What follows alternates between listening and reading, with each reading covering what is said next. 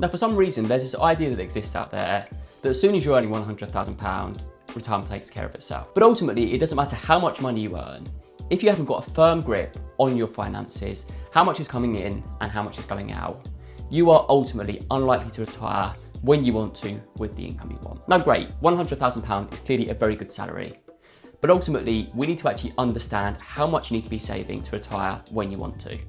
So in this video, I'm going to take a fictional example of someone retiring at age 55 and go through a step-by-step example of how we can work out the sort of income you need in retirement, but also on top of that, the sort of pension pot size you're going to need in order to get that level of income when it comes to retirement. This is the exact framework I use day in, day out in my job to help clients understand how much you need to be saving for retirement, how much income you need in retirement, and therefore the pension pot size they'll need.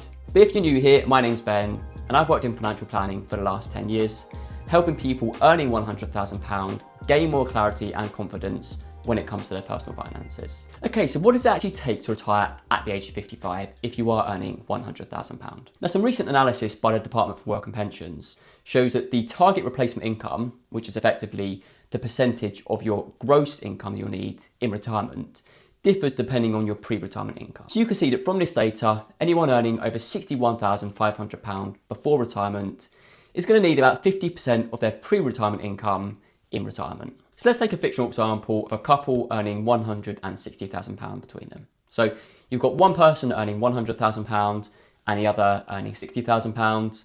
And you can see that based on this gross level of income, they're going to have a take-home pay each month between them of about £9,000. So using the analysis by the DWP, we can work out that this couple, on average, are going to need about £4,500 net of tax in retirement to sustain the same level of lifestyle they've had during their working years. Now, clearly, this is going to differ from person to person because ultimately everybody's situation is different. But as a rule of thumb, this is roughly what you want to be working towards if you are earning over £61,500. So typically what most people would do from here is say, okay, well, I've got to find £4,500 a month to sustain my lifestyle in retirement. Now, you might have come across the 4% rule before. And this is based on a study done many, many years ago where retirements were typically 25 years long. And quite frankly, that is just not the case today. Because let's say you do retire at the age of 55, there's every chance you could live well into your 90s and even to age 100.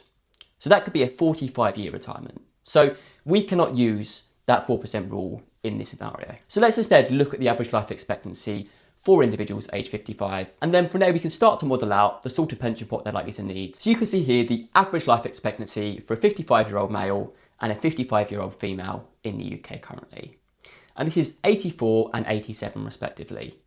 But ultimately, you can also see the chances of them living to age 90 or age 100.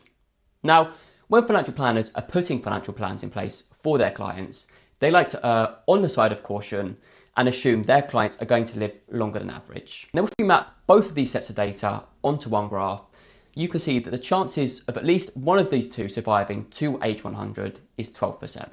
So when we're putting these plans in place, we like to ensure there's sufficient money there to last until age 100. So you can see straight away why that 4% rule based on a 25-year retirement just simply wouldn't work in this situation. Now, the amount you need to generate that £4,500 a month is going to differ massively depending on how lucky you are with the returns you get on that pension during your retirement. And you can see this working in practice here. So what this shows is a £1 million pension invested in a balanced portfolio, and this is based on the last 100 years of historical market data. And this shows the level of income you could have drawn from that £1 million pension pot based on how lucky you got with your returns over the course of your retirement. So you can see that if you were very unlucky with the returns you get on your pension during the course of your retirement, you could have drawn a little under £37,000 a year sustainably for a 45-year retirement. So that's about 3.7% as a percentage of that £1 million.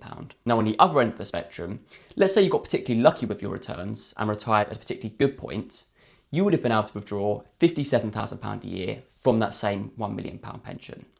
That's a 5.7% withdrawal rate. So you can see straight away that how lucky you are with the returns you get during your retirement can have an impact on how much you can withdraw from that pension. So when we're building financial plans for our clients, we like to assume they get unlucky in terms of the returns they get on their pension. So not average, but equally not the worst.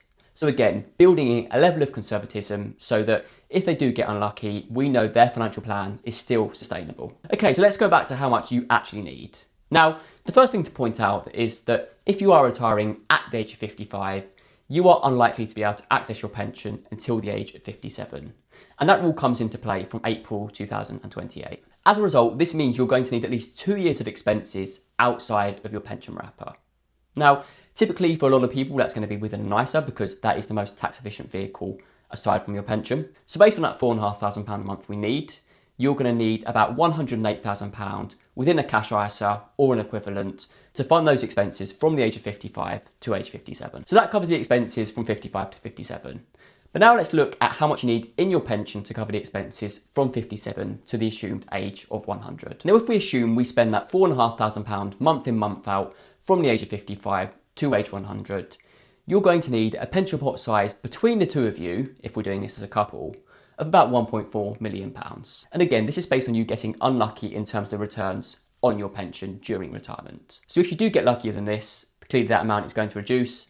However, if you get more unlucky, clearly you're going to need a bigger pension pot to ensure the sustainability of that income throughout your retirement. There's one big problem with this, and this is the fact that you are unlikely to be spending the same in your 60s as you are in your 80s. So typically, when we are building these for our clients, we like to assume that their expenses drop from the age of 75. So in this example, I've reduced their assumed spending from the age of 75 to £3,500 a month. So once we factor that in, that pension pot size required drops from £1.4 million to a little over £1.3 million. So you could see that just by making a small adjustment to their expenses from the age of 75, that reduces the amount they need within their pension by £100,000. Now, the one other thing we've not factored in here is the state pension. Now, for anyone aged between 49 and 65, as of today, their state pension age is going to be 67. And the full state pension entitlement is £12,500 a year. Therefore, if you are retiring as a couple, you know that from age 67, if you've both got the full state pension entitlement, that provides you with a guaranteed income each year of £25,000. So what does that do to the pension pot size required? And you can see from this that reduces the pension pot size required to just over £1 million. That is a £300,000 difference. So this does show the impact of the state pension and how beneficial and valuable that is in your retirement plan. So this is why it's really important to check you have got the full state pension entitlement. So what I would suggest you do after watching this video is go on to the gov.uk website and obtain a state pension forecast. So this has all been based on you needing £4,500 a month in retirement as spending. But what if you need more or less? What I would suggest you do is use my free retirement calculator, and you can find a link to this in the description below. And what this allows you to do is you can go in and input your own details. So your current salary, how much you've got in your pensions currently, any other income you're likely to have in retirement, and how much you want to be spending throughout your retirement. And this will show you if you are on track to retire with the income you want when you want. Anyway, hope you enjoyed the video and got some value from it, and hopefully I'll see you in the next one.